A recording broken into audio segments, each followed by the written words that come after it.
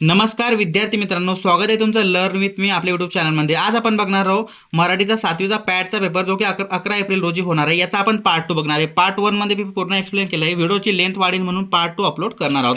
बघा, पार्ट 2 चा आपला प्रश्न होणार आहे प्रश्न क्रमांक 4। प्रश्न क्रमांक 4 मध्ये तुम्हाला काय दिलेलं आहे बघा, खालील उतारा वाचा। हा जसा तसा पेपर तुम्हाला परीक्षेला बघायला मिळणार आहे। खालील उतारा मनात वाचा आणि प्रश्नांची उत्तरे लिहा। खालील उत्तरामध्ये दिले, कीर्तन हे गाडगेबाबांचे खारे सामर्थ्य आपल्याला खेळवडत लाडक्या वराडी बोलीमध्ये तासन तास हजारो श्रोत्यांच्या मधून ठेवत, काव्य विनोदी यांचा धबधबा यांच्या मुखातून व्हायला गरिबांचा आणि दलितांचा उद्गार हा एकच त्यांच्या कीर्तनाचा विषय। हा तुम्हाला पूर्णपणे वाचायचा आहे उतारा, पूर्णपणे वाचायचा आहे उतारा। यामध्ये तुम्हाला प्रश्न बघायला मिळणार आहे, कोणते प्रश्न तुम्हाला येणार आहेत बघा। आता आपण यावर आलेले प्रश्न बघूया।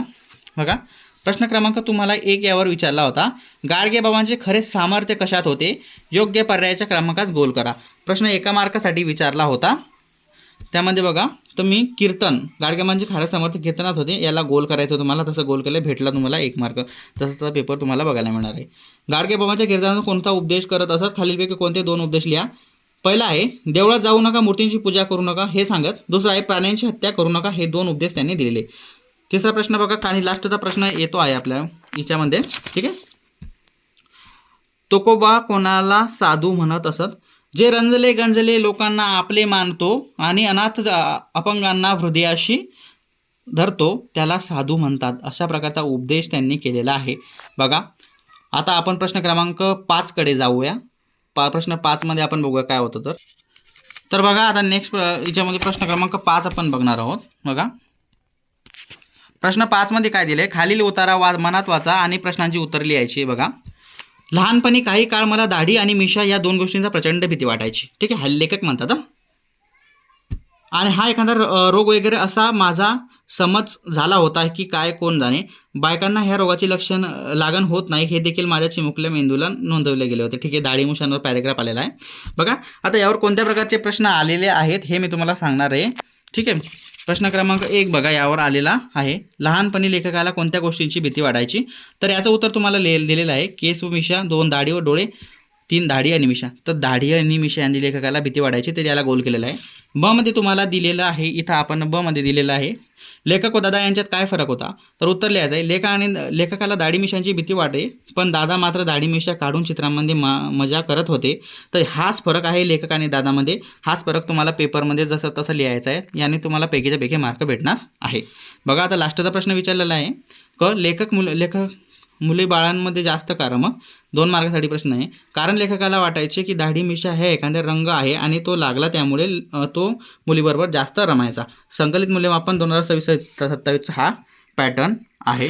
चला आता पाहूया पुढील प्रश्न क्रमांक 6 कडे जाऊया बघा। आता प्रश्न क्रमांक आपण जाऊया नेक्स्ट पेजकडे जाऊया आपण, ठीक आहे। प्रश्न क्रमांक 6 बघा काय दिलेला आहे। प्रश्न क्रमांक 6 मध्ये तुम्हाला असं दिलेलं आहे की खालील प्रश्न दिलेल्या सूचनांचा सोडवायचा आहे तुम्हाला, ओके। तर यामध्ये तुम्हाला दिसत आहे, खालील चौकटीत अक्षरांपासून कोणत्या 2 म्हणी तयार केल्या आहे ठीक आहे। यापासून हा कोड दिला आहे, यापासून तुम्हाला 2 म्हणी विचारत आहे। करावे तसे भरावे ही 1 म्हण आहे, सावकाश जा वेगाने चला हे 2 म्हणे, तुम्हाला 2 म्हणी दिलेल्या आहे बघा। आता प्रश्न क्रमांक ब मध्ये आलेला आहे। ब मध्ये काय विचारलेलं आहे, खाली दिलेल्या वाक्याचे क्रियाविशेषण ओळखून लिहायचं आहे, ठीक आहे। सायकलचे चाक सावकाश फिरू लागले, क्रियाविशेषण होतं याच्यामध्ये सावकाश। 1 मार्कासाठी गुण 1 पडला, व्याकरणवरती हे प्रश्न होणार आहे। प्रश्न क्रमांक क, खाली दिलेल्या अधोरेखित शब्दाचे सामान्य रूप लिहायचं आहे। मुले मैदानात खेळत होती, सामान्य रूप आहे मैदान। आता नवीन एक प्रश्न बघूया आपण, ठीक आहे। खालील वाक्य वाचा, योग्य ते विरामचिन्ह वापर करून वाक्यात पुन्हा लिहायचं आहे। आई म्हणाली, दोन्ही घे पण लवकर आवरू का, कारण जोराचा पाऊस सुरू झाला आहे। आई म्हणाली, दोन्ही घे पण लवकर। यामध्ये तुम्हाला सेंटेन्सेस मिनिंगफुल करून दिलेला आहे बघा। आजसाठी येथेच थांबूया, व्हिडिओ खूप लंबा होऊन जाईल। आता याचा नेक्स्ट पार्ट मी लवकरच अपलोड करणार आहे, पार्ट 3। चला भेटूया नेक्स्ट व्हिडिओमध्ये। चॅनलला लाईक करा, व्हिडिओला सबस्क्राईब करा, उलटं बोललो, व्हिडिओला लाईक करा, चॅनलला सबस्क्राईब करा। भेटू अशाच प्रकारच्या नेक्स्ट व्हिडिओमध्ये। Thank you for watching this video.